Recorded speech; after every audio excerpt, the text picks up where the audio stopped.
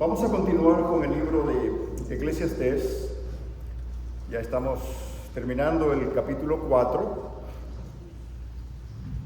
y vamos a orar. Padre, gracias por este momento especial en donde nos preparamos para recibir la palabra. Prepara nuestros corazones, abre nuestro entendimiento, de modo que el consejo divino, la palabra sabia, penetre, cale hondo en nuestros corazones para que podamos ser no solamente oidores, sino también hacedores de tu palabra. Gracias, en Cristo Jesús oramos. Amén.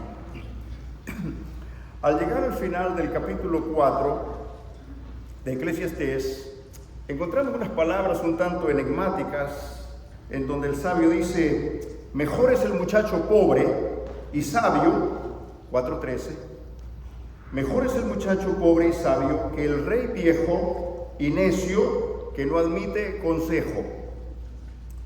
Porque de la cárcel salió para reinar, aunque en su reino nació pobre. Vi a todos los que viven debajo del sol, caminando con el muchacho sucesor que estará en lugar de aquel. No tenía fin la muchedumbre del pueblo que le seguía, sin embargo, los que vengan después tampoco estarán contentos con él. Y esto es también vanidad y aflicción de espíritu. De nuevo, las sugerencias del sabio, las observaciones que el sabio Salomón ha tenido después de haber recorrido, observado, analizado todo lo que ocurre debajo del sol, como es la expresión favorita que él usa, ha visto que no hay nada nuevo debajo del sol, que las cosas son repetitivas, y dice vanidad de vanidades, todo es efímero, todo es vanidad, nada es perdurable, todo cambia y todo deja de ser. Pero antes de entrar en el pasaje, quisiera decirles que a lo que se refiere Salomón en este caso particularmente es al asunto de oír el consejo y oírlo a tiempo. Y no solamente oír el consejo, sino poner en práctica ese consejo, como dice el apóstol Pablo, no solamente ser oidores, sino también hacedores de la palabra. A veces las personas buscan consejo, pero a la larga ellos determinan lo que van a hacer, solo están buscando una opinión, o tal vez algo que refuerce lo que quieren hacer, pero en realidad no siguen el consejo. Y la Biblia, sobre todo en el libro de los Proverbios, habla mucho acerca del consejo. Hijo mío, escucha mis razones. ¿Cuántos tropiezos evitaríamos en la vida si nosotros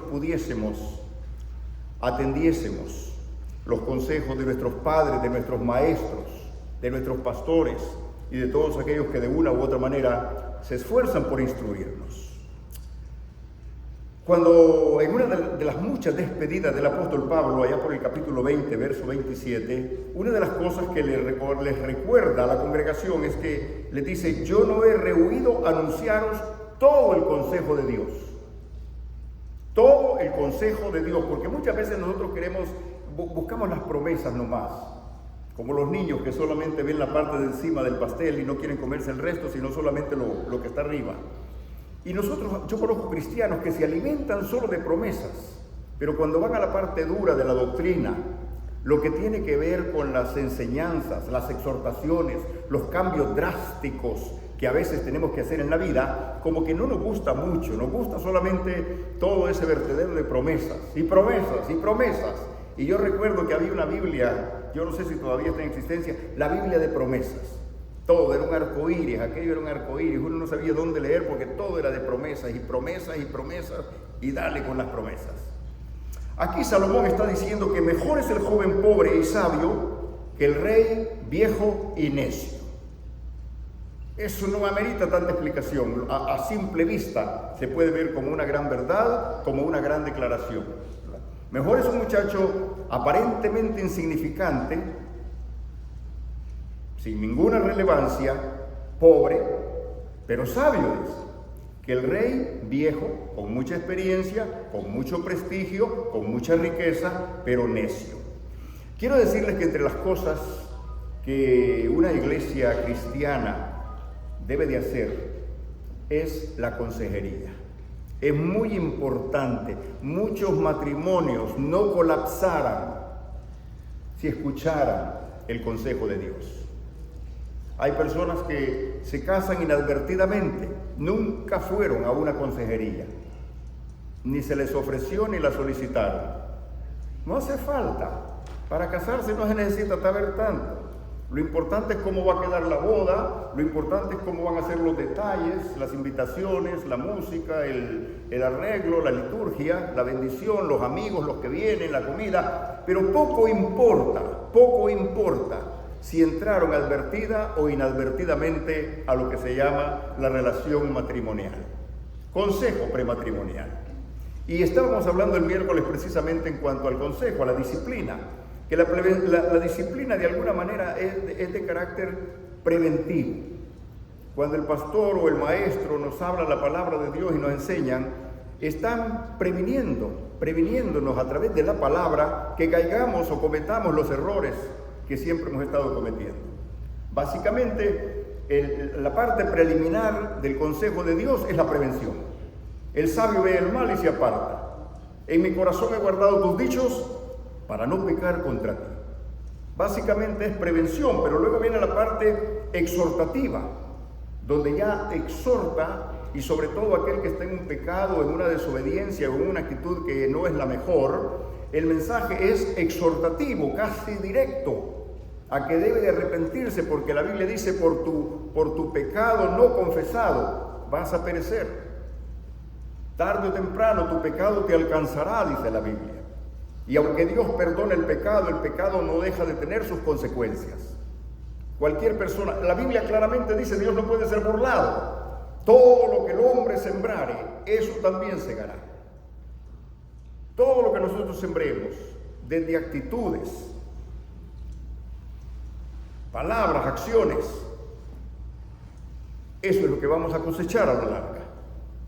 Por eso la palabra de Dios nos exhorta siempre a que escuchemos la exhortación, la reprensión, la amonestación, porque si bien es cierto que no nos gusta, es lo que más nos conviene. Es lo que hablábamos la semana pasada acerca de la amistad. Un buen amigo no es aquel que celebra tus gracias.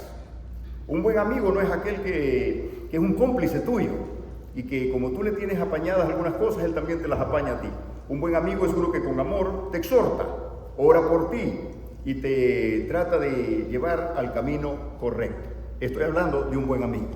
Y como decíamos la semana pasada, para tener buenos amigos, hay que ser buen amigo también. No podemos esperar a cambio nada por nada. Para tener buenos amigos, uno se tiene que convertir en un buen amigo. Y un buen amigo es una persona leal, honesta, sincera, en las buenas y en las malas, pero no un cómplice, sino alguien que también te ayuda a salir de situaciones difíciles, que tienen que ver con aspectos erróneos o inmorales en tu vida. Un buen amigo te lo dice a tiempo. ¿Que no te gustó? Pues a nadie le gusta la amonestación. A nadie le gusta que lo exhorten, sobre todo cuando somos orgullosos. A nadie nos gusta que nos digan la verdad, pero es lo que más y urgentemente necesitamos. La consejería tiene que ver mucho con la administración espiritual. Ministración espiritual es básicamente poder ayudar a la persona a recuperarse de una caída moral o emocional o espiritual. La administración tiene que ver con no solamente evangelizarle correctamente. Miren, encuestas se han dado que en nuestras congregaciones las personas no han sido evangelizadas correctamente. Han oído cientos de sermones, han leído muchos libros, pero no siempre fueron evangelizados correctamente. Y pienso que esa tarea debe comenzar en casa. El padre, el abuelo, los que se encarguen de la educación de los hijos, deben de asegurarse que los hijos, de acuerdo a su nivel interpretativo, puedan entender lo que es la salvación, el evangelio. Instruye al niño en su camino, dice la palabra, para que cuando sea viejo no se aparte del consejo de Dios. Instrúyele, para que cuando sea grande pueda decir, en mi corazón he guardado tus dichos para no pecar contra ti. Eso no se improvisa. Eso viene como consecuencia de haber sido instruidos en la palabra. Instruidos. Y repito, en muchos hogares los padres y los abuelos o los tíos o los encargados de la educación y de la provisión no han tomado muy en serio. Asumimos que el niño, por venir a la iglesia, ya conoce el Evangelio. Eso no es cierto. Tenemos que asegurarnos que la criatura haya escuchado. A veces, y yo me alegro que así como hay tantos videos malos y feos, también hay videos bíblicos. Del otro día yo me quedé hasta sorprendido viendo cómo los niños les hacían preguntas bíblicas y ellos respondían. Eso es esencial en la vida, que los muchachos puedan correctamente entender de acuerdo a su nivel emocional, entender el Evangelio de la gracia. Poder ministrar es evangelizar y discipular también. Fíjense que Cristo dijo, vayan y enséñenles las cosas que yo les he mandado. Nos preocupa muchas veces lo estético de la iglesia, la asistencia, la música, pero poco nos preocupa a veces la vida espiritual de las personas. Se necesita discernimiento para poder reconocer el error en el que las personas a veces caemos. A veces nos sentimos que estamos bien porque no hay nada malo que ocurre en nuestra vida y pensamos que estamos bien con Dios. Necesitamos discernimiento para cultivar las virtudes cristianas. A veces uno piensa que todo está bien en la vida, que no necesitamos de tanto consejo, o que lo que necesitamos saber ya lo sabemos. Es interesante cuando uno abre la Biblia y descubre que la Biblia es un caudal, es una fuente de sabiduría y enriquece nuestra vida espiritual. Y es lo único que desaloja tantas verdades mal aprendidas y tantas mentiras bien aprendidas. La palabra de Dios desaloja, por no decirlo de otra manera, toda la basura que pueda haber en el cerebro, en la mente. Solo la palabra de Dios. Por eso dice el salmista, en mi corazón he guardado tus dichos para no pecar contra ti. El proverbista dice en el Proverbio 19:20, escucha el consejo, recibe la corrección para que seas sabio en tu vejez. ¿Y saben por qué el proverbista dice esto? Porque no todo viejo es sabio. No toda persona mayor necesariamente es un sabio o una sabia. Hay personas que crecen con su necedad, insisten en ser torpes, son necios por naturaleza y no hay nadie que les corrija. Son así y lo que ellos dicen o lo que ellas dicen es ley. Si te gusta, bueno, y si no, también. Fíjate en las palabras del proverbista que es sabia. Escucha el consejo, recibe la corrección para que seas sabio en tu vejez. No hay peor cosa que llegar a los años adultos, a la edad madura, y seguir tropezando con la misma piedra y seguir cometiendo los mismos errores. El apóstol San Pablo, escribiendo a los Corintios, dice: bendito sea el Dios y Padre de nuestro Señor Jesucristo, Padre de misericordia y Dios de toda consolación, el cual nos consuela en nuestras tribulaciones, para que podamos también nosotros consolar a los que están en cualquier tribulación por medio de la consolación con que nosotros somos consolados por Dios. Aquí la palabra consuelo equivale a administración.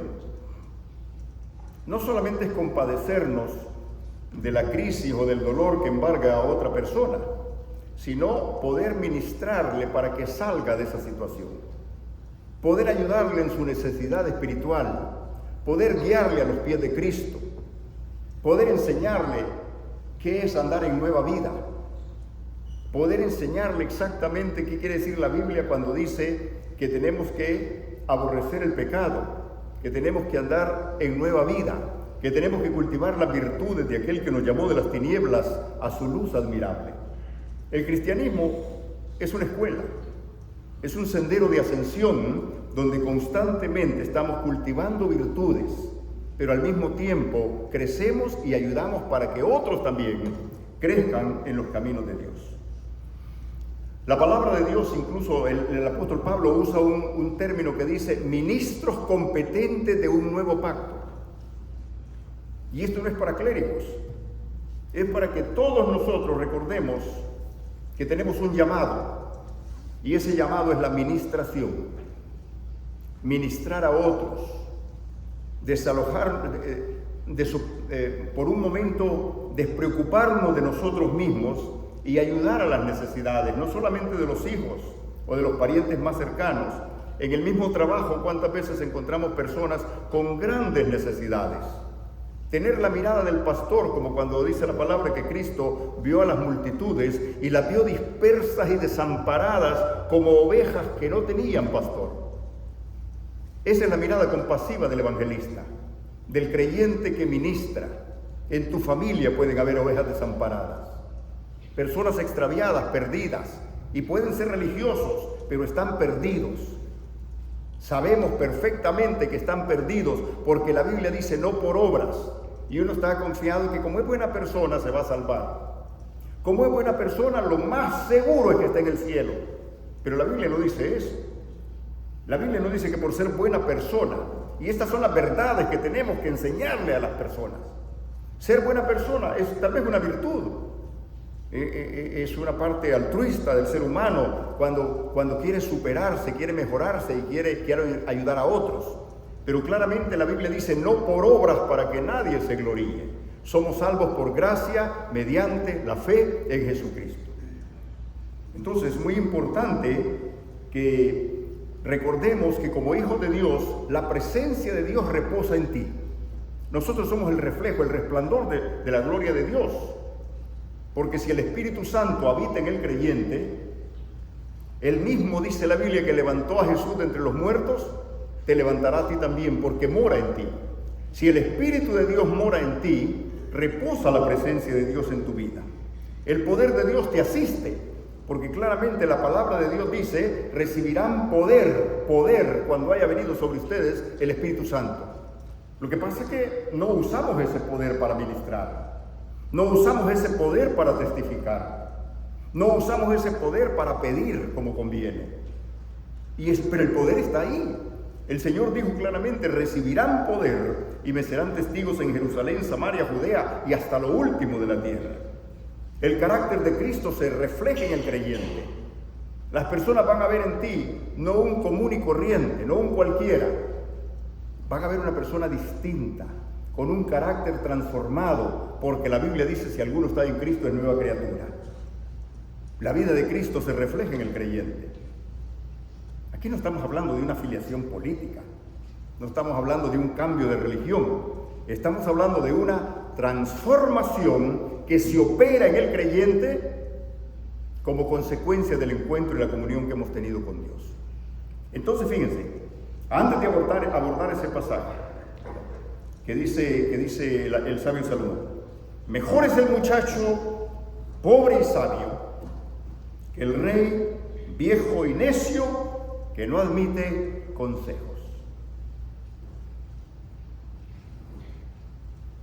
Hay tanto que se deriva de esta reflexión. Dejemos un momento esto de la administración del creyente. La persona sabia que admite el consejo, que ha puesto en práctica la ley de Jehová. Y fíjense, quiero decirles que cuando la Biblia dice en su ley medita de día y de noche, no es en los 10 mandamientos que está meditando día y noche. Es ley, le llamamos a los primeros 5 libros de la Biblia. Si uno supiera que de un buen entendimiento de esos primeros 5 libros se deriva una mejor y mayor comprensión del plan y del consejo de Dios, volveríamos a retomar de nuevo el Génesis, el Éxodo, el Levítico, Números y Deuteronomios, y encontraríamos cuánta riqueza hay ahí. Porque la ley de Dios, esos testimonios están puestos para nuestra instrucción. Entonces el creyente es un ministrador por excelencia porque conoce la ley de Dios, se deleita en la ley de Dios y como ministro competente de un nuevo pacto tiene la capacidad de poder ejercer lo que llamamos el sacerdocio universal de cada creyente. Usted tiene la capacidad y el poder para bendecir a otra persona y mostrarle el plan de salvación, orar, ministrarle, a esa persona y poder llevarla a los pies de Cristo. Ahora bien, la observación del sabio ahora, el enfoque que está haciendo, de repente ve un muchacho pobre, insignificante, don nadie, un cualquiera. Pero ese cualquiera, ese don nadie, dice, mejor es ese don nadie, pobre y sabio, que el rey viejo y necio, que no admite consejo. Su orgullo lo lleva a la necedad de no admitir la más mínima corrección. Su arrogancia lo ha llevado a esos niveles de entorpecimiento que no admite que otra persona le pueda decir o le pueda señalar o le pueda sugerir o le pueda aconsejar. No, él es autosuficiente, sabe de todo, es experto en todo, y a estas alturas de la vida, ¿quién le va a decir lo que tiene que hacer? Ese es el necio que se describe aquí. No importa si es mayor, y no importa si es rey, y no importa si es rico. Es torpe, por no usar otra palabra. Mejor es el muchacho pobre y sabio que el rey viejo y necio que no admite consejo. Y luego hay una parte bien enigmática aquí donde dice, porque de la cárcel salió para reinar, aunque en su reino nació pobre. Esto no es un acertijo. Sin embargo, es muy probable que el sabio esté pensando en su papá, que era un muchacho pobre y llegó a ser rey. Era un pastor sencillo de ovejas, un humilde y agreste campesino, y llegó a ser la gloria de Israel, el rey más eminente de todos los tiempos, David. Y no solamente un rey eminente, sino un rey a quien Dios le ratifica una promesa divina con un largo alcance que repercute a la eternidad. Es muy probable que esté pensando en otro muchacho insignificante, despreciado por sus hermanos, José, en Egipto. Llegó a ser tan importante como el propio Faraón. Hay momentos donde Faraón se desatiende del asunto porque sabe que las cosas están en buenas manos, en manos de José.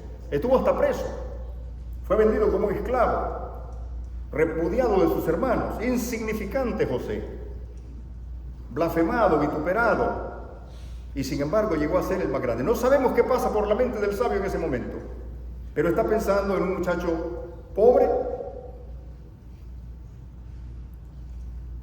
pero sabio. Y esa sabiduría es la que Dios dio. Esa sabiduría es la que llevó a José no solamente a ser el hombre más eminente después de Faraón en aquel entonces, sino el hombre que Dios usó para perdonar y para perdonar a sus hermanos y salvar a su propio pueblo de la hambruna. Daniel, esa es la sabiduría que Dios le dio a un muchacho que lo honró porque propuso en su corazón no contaminarse con la comida ni la bebida del rey. La importancia. Ahora, estos muchachos no nacieron sabios, no se improvisaron a sí mismos como sabios. Crecieron a los pies y a los consejos, con los consejos de algún padre, de algún abuelo, que se encargó de ministrarle al niño en su debido momento. Ahora fíjense bien. El proverbista dice, el camino del necio es derecho en su opinión, mas el que obedece al consejo es sabio.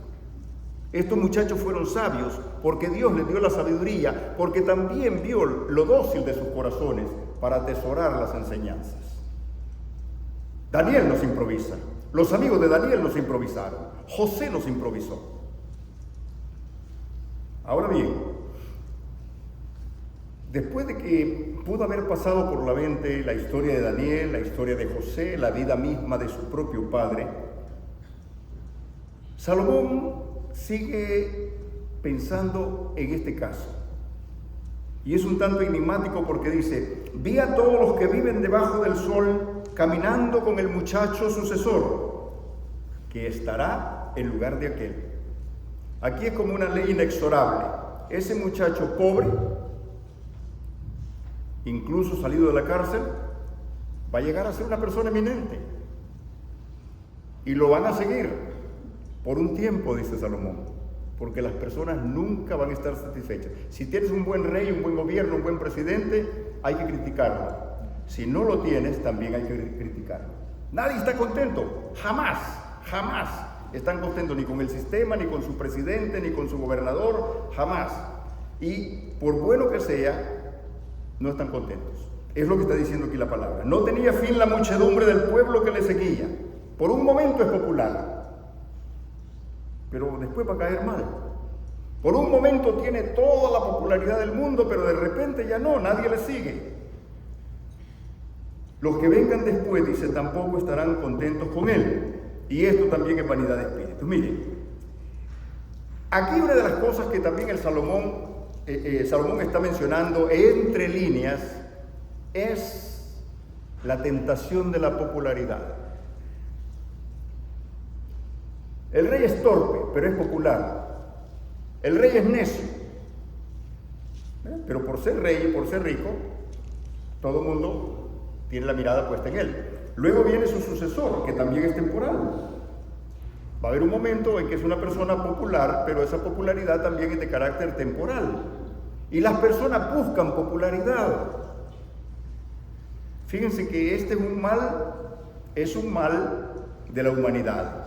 Buscar ser populares, buscar ser aceptados, buscar ser queridos, que nos inviten, que nos quieran, que nos adulen, que nos recuerden, que cuando yo me muera esa avenida lleve mi nombre, que cuando yo me muera hay una foto allá a la entrada, que cuando yo me muera me recuerde. Nadie te va a recordar, nadie. Mira, yo voy a veces a los cementerios y veo y se me ocurre que por ahí está alguien, la tumba, la hierba ha crecido, hasta hierba mala hay ahí. Nadie te va a recordar, eso es mentira, será por un momento. Uno tiene que ser realista y vivir la vida. Miren, les voy a decir algo bien importante. Las personas hacen cualquier cosa por ser aceptadas, por ser queridas, por ser famosas. Y este pasaje está hablando de eso. Dice, no tenía fin la muchedumbre del pueblo que le seguía, popular. No tenía fin la muchedumbre, verso 16, del pueblo que le seguía. Sin embargo, los que vengan después tampoco estarán contentos con él. Algo está diciendo aquí Salomón, como él tiene en mente que vanidad de vanidades, todo es vanidad, la popularidad es vanidad también. La gente se esfuerza por crear una imagen agradable. Lucha y se desangra también, como dice la canción, por tener una mejor imagen.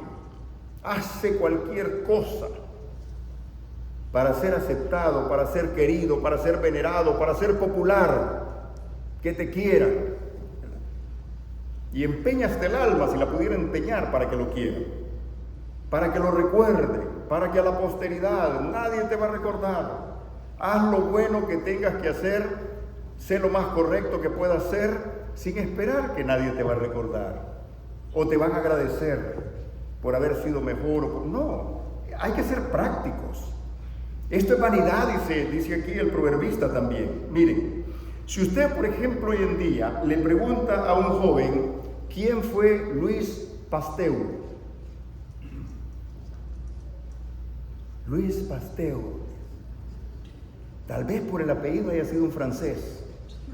Lo más seguro que haya sido un francés. Sí, seguro que fue un francés. Fue un químico francés, padre de la microbiología. A él se le debe el comienzo de las grandes investigaciones para combatir las enfermedades infecciosas. Por él es que hoy tenemos un factor que se llama vacunas.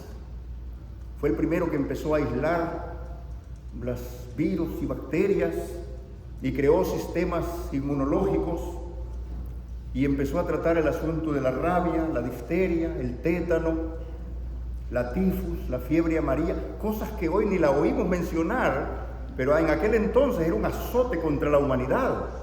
Y hubieron mentes brillantes, benefactores excelentes, padre de la microbiología moderna, ¿verdad? ¿Quién es Luis Pasteur? No sabe. Pregúntele quién es Peso Pluma.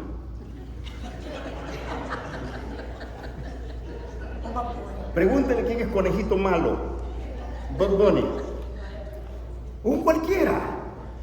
Un nadie. Un don nadie que de repente es millonario. Ese sí le dice el muchacho hasta dónde nació, cómo se llama y cuáles son los corridos que canta. ¿De dónde viene y quién es? Pregúntele a una muchachita quién es Marie Curie. Marie Curie. No es latina, ¿verdad? Te dicen. No, no es latina, le dicen. Marie Curie. No sabemos. Fue una a la que se le negó el premio Nobel. Sin embargo, podríamos decir que es la madre de la radiología moderna. Fue una mujer que destacó, pero por ser mujer se le cerraban todas las puertas. Británica. Destaca con el asunto de empezar a trabajar con lo que sería hoy en día. Hoy tenemos radiología, pero eso no existía, alguien lo empezó. Mentes brillantes, personas altruistas que trabajaron. Cuando usted le pregunta a un muchacho quién fue Marie Curie, no sé. Pregúntele quién es Karol G. Todo el mundo sabe. Todo el mundo sabe quién es una artista famosa. Pregúntele a un muchacho quién fue Rosa Parks, aquí en los Estados Unidos. Una muchachita de 15 años que en aquellos tiempos de la segregación, que los blancos iban adelante y los negros iban atrás en un bus, la niña de 15 años dijo, no, yo me quedo acá, y se plantó y no se movió. Y fue un modelo de inspiración para luchar contra la segregación racial. Los muchachos no saben mucho de eso, ¿verdad? Porque por muy eminente, por muy mártir que haya sido, eso ya quedó en la historia, nadie te lo va a agradecer. Pero uno hace las cosas no porque se lo agradezcan, sino por el deber de hacer las cosas bien hechas. Gracias a Dios por personas nobles y buenas, productivas, que a lo largo de la historia dieron todo sin esperar nada a cambio. Y es que a eso Dios nos llama, no a la popularidad. Fíjense que a veces decimos, la honra y la gloria sea para Dios. Si lo estamos diciendo de todo corazón, estamos siendo sinceros. Hacemos el bien no para que nos agradezcan. Hacemos lo correcto no para que nos den un premio. Si en algo podemos colaborar o contribuir, lo hacemos. Y como dice la Biblia, lo que da tu mano derecha, que no lo sepa tu mano izquierda. De eso se trata, de ser correctos en todos los trámites de nuestra vida. Pero entonces, aquí llegamos de nuevo a un gran problema que es la popularidad. La gente quiere ser popular, la gente quiere ser querida, la gente quiere ser amada. Y esas son situaciones que a lo largo de la vida golpean nuestro orgullo cuando dejamos de ser populares. Cuando ya no nos quieren como nos querían, cuando ya no nos invitan, cuando ya no nos ven como nos veían antes. Y eso es lo que está diciendo aquí el sabio. No tenía fin la muchedumbre del pueblo que le seguía. Sin embargo, los que vengan después tampoco estarán contentos con él. Siempre va a haber una insatisfacción porque hay pecado en el ser humano y como pecado que tenemos y tienen los demás, nosotros no somos seres perfectos. La persona soberbia no admite consejo. La persona soberbia quiere ser popular. Y no estamos diciendo que este muchacho es virtuoso. Lo que está diciendo, bueno, por lo menos es sabio, pero termina mal, fíjate. A la larga, no satisface las demandas de todos aquellos. Le sigue la muchedumbre y es muy probable que se haya envanecido. No nos dice el sabio quién es ese muchacho, pero es probable que sea cualquiera como uno de nosotros. Comienza bien y termina mal. El mismo sabio Salomón comenzó bien y terminó mal.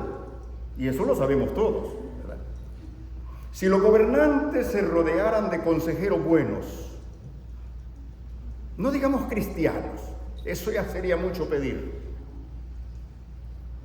Si los gobernantes se rodearan de consejeros capacitados, asesores competentes, con un buen juicio, con un sano juicio, serían diferentes las historias de nuestros pueblos. Pero no, los gobernantes llegan, la mayoría, a ver sus intereses políticos o a pagar sus deudas políticas por aquellos que le pusieron en el lugar. Básicamente nadie llega con intenciones correctas. Todo el mundo llega prometiendo mentiras. Todo el mundo llega ofreciendo lo que no tiene. Como hay un cuadro por ahí que me gustó mucho, un lobo. Es un lobo enorme, así grande, negro, que está en un púlpito y le está diciendo a todas las ovejas: si ustedes me eligen, me vuelvo vegetariano, le dice. Es una caricatura, pero que de alguna manera refleja el corazón del político. Y no solo el político, aún el líder religioso. Muchas veces no es sincero de corazón. No es honesto. Quiere ser popular, quiere ser mejor que otros. Pero este pasaje breve, lacónico, enigmático, pero de alguna manera nos está diciendo muchas cosas. Mejor es el muchacho pobre y sabio que el rey viejo y necio que no admite consejo. Y luego dice: vi a ese muchacho caminando con sucesor que estaba, vi a todos los que viven debajo del sol caminando con el muchacho sucesor que estaba en su lugar.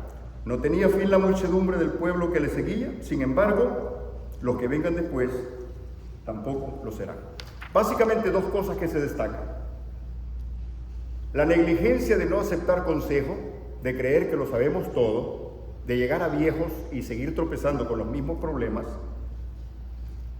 y también el afán de querer ser populares o mejores. Pablo dice: ninguno tenga más alto concepto de sí mismo que el que debe de tener. La palabra de Dios nos llama a la cordura, a la humildad, a buscar la sabiduría, a buscar el consejo. Y recuerda que aunque obres correctamente, nadie te va a premiar. No esperes un trofeo por eso. La honra será siempre y la gloria para Dios. Fíjense que hasta donde sabemos, ¿quién era Juan el Bautista? Juan el Bautista era una figura respetada. Aún Cristo dijo: de los nacidos de mujer, ninguno tan grande en el reino de Dios como Juan. Juan no hizo ningún milagro. Juan no escribió ningún libro. Pero por la declaración de Cristo, de los nacidos de mujer, nadie tan grande como Juan el Bautista. ¿Quién protestó por la muerte de Juan? Era respetado, hasta los fariseos lo respetaban. ¿Quién protestó cuando Herodes le mandó a cortar la cabeza? Nadie.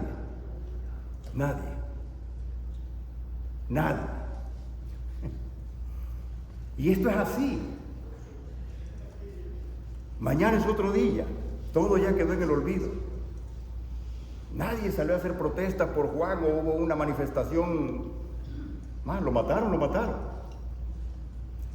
Ahora fíjense, la popularidad de Jesús y las multitudes venían y le seguían, y hasta 3 días en el desierto con él. De repente toda esa popularidad se da vuelta. Ya nadie se acuerda de Jesús, al contrario, dicen: crucifícale. Los mismos que seguro le siguieron y anduvieron y hasta comieron de los panes y los peces, seguro que en un momento determinado dijeron: no, crucifícale, ese Mesías no nos sirve. Eso no es lo que esperábamos. Terminemos. La mayoría de las personas buscan destacar, alcanzar popularidad y prestigio, vanidad. Si quieres destacar, revisa tus motivos. A lo mejor la gloria no es para Dios, sino para ti. Como hijos de Dios debemos aprender a darle siempre a Él la honra y la gloria. Todo lo que hacemos, dice Pablo, sea de palabra o de hecho, hagámoslo para Dios. Si vamos a dejar un buen legado, no es para que nos agradezcan o porque nos hagan un monumento, un título, una foto. No, y cuando le cambian de color, mira, si tu foto está en la pared y cuando le cambian de color a la pared, tu foto va para la basura. La gente dice: qué duro, qué drástico. No, eso es verdad, eso es cierto. Hay que poner un cuadro más alegre, hay una cosa más pintoresca. Eso es verdad. No esperes eternizarte o glorificarte. No, la gloria que sea para Dios. Y que todo lo que hagas, lo hagas pensando en hacer lo correcto. Como dice Pablo, no nos cansemos de hacer el bien. A su debido tiempo cegaremos. A lo mejor no cegas tú, van a cegar tus familias, tus hijos, por el buen ejemplo que tal vez le diste. Pero que la gloria y la honra siempre sea para Dios. La humildad es lo único que nos puede llevar al sometimiento correcto de Dios. Mientras haya soberbia en el corazón, no estamos aptos para recibir el consejo. Mientras haya orgullo en el corazón, nunca seremos buenos receptores de todo el consejo de Dios. La obediencia siempre es y siempre ha sido y siempre será señal de sabiduría. Imitar el consejo, el testimonio, la conducta de los que se conducen bien es señal de madurez y de sabiduría. Personas que a lo mejor no han tenido acceso a los mejores ejemplos, no han tenido buenos consejos, no han tenido en el hogar los mejores padres ni las mejores madres. Sin embargo, han observado al que hacen bien las cosas, aquellos que se conducen, como dice Pablo, correctamente. Sed imitadores de mí, dice Pablo, como yo de Cristo. Anhelar la sabiduría, buscarla. Y la sabiduría, lo primero que empieza a trabajar en ti es un concepto adecuado de ti mismo, la humildad. Ninguno tenga más alto concepto de sí mismo que el que debe de tener. No subestime el poder de la oración, hermanos. La oración nos calibra con el plan de Dios, calibra nuestras conciencias, nos ayuda a pedir como conviene, y de un buen orar o de buenas oraciones viene como consecuencia la sabiduría. Aprendemos a confiar más en la soberanía de Dios cuando somos receptivos a su palabra y a su voluntad. Que Dios nos dé sabiduría para conducirnos correctamente. No anhelemos popularidad, no anhelemos ni tan siquiera que nos quieran o caerle bien a los demás. Hagamos lo que es correcto delante de Dios y Él se encargará de exaltarte y de enaltecerte. Y la gloria sea siempre para Él. Abre tu corazón al consejo para que cuando seas viejo no sigas tropezando con las mismas piedras.